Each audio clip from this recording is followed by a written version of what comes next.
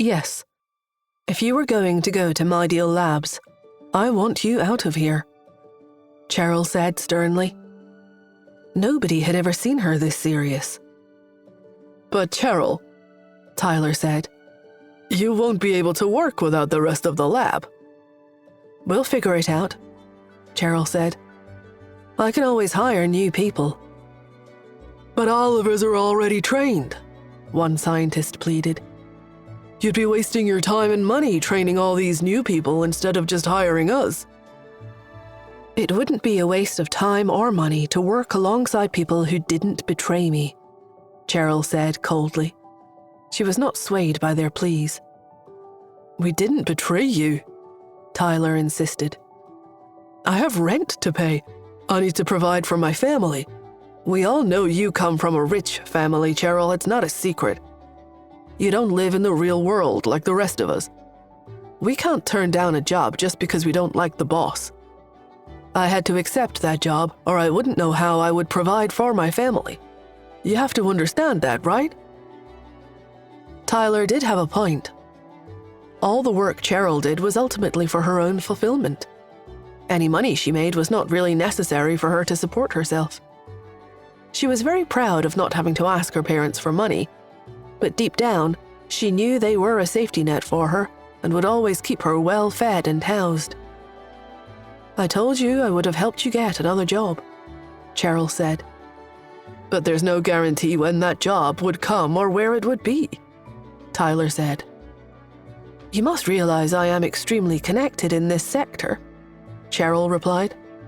I have contacts in labs all over, and I would have worked to personally place each and every one of you. You people all did amazing work here, and I would have made sure that you were all okay.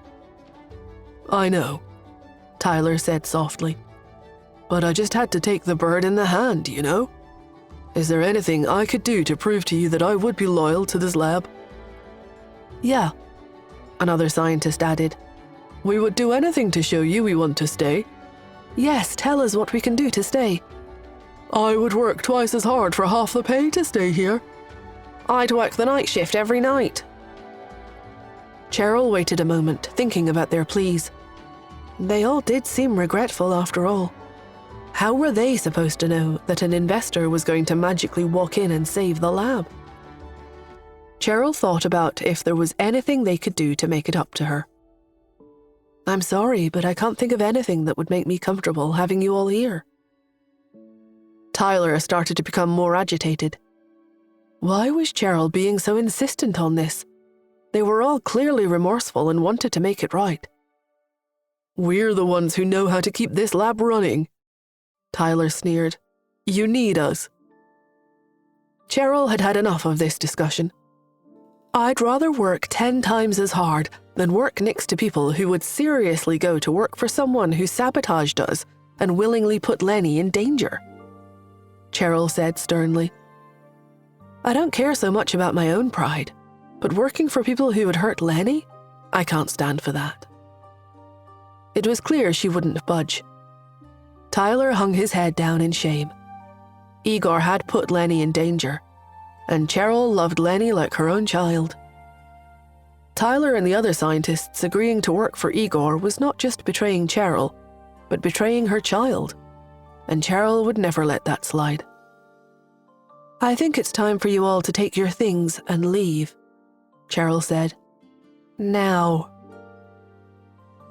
And they understood there was no changing her mind. Tyler and the others went to pack their stuff and then stood at the door. I'm sorry it had to end this way, Tyler sighed. I hope you don't hold it against me forever. You know I respect you immensely as a scientist, and I am very excited to see what you come up with, even though I wish I was working under you while you did it. I'm sorry it had to end this way too, Cheryl said. I do wish you all the best. Tyler and the others exited, their heads hanging low. Adam and Dana looked sad to see them go. Seeing Adam's sad face, Cheryl wondered if she might have made the wrong decision. Was she being too hard on them? They had all been loyal. Sensing her trepidation, Adam patted Cheryl on the back. Dana gave her a pat as well. They knew it was hard for her to see all the people she worked with and cared about betray her like that. They knew it was especially hard for someone like Cheryl, who was normally a kind, forgiving, and bubbly person, to be hard on other people. "You did what you had to do," Adam said. "They made their decision," Dana added. I know, Cheryl said with a sniffle. She pulled herself together and turned to Jean. Jean said, "I am impressed by your dedication and morals. You really stood your ground. Not many would do that." "Thank you," Cheryl said. "That's the Cheryl we know and love," Dana said. "What's left of Avium Laboratory would be incredibly happy to accept your investment," Cheryl said to the investor. "We'd love to work together." "That's fantastic," Jean said. He held out his hand, ready to shake on it. She stared at his hand, and suddenly the fear she felt before came flooding back. And this time she could recognize its source. Turns out it wasn't about her mother. "Before we make it official," Cheryl said, "I just have one question." "Sure, ask me anything you like." "Did my father send you?"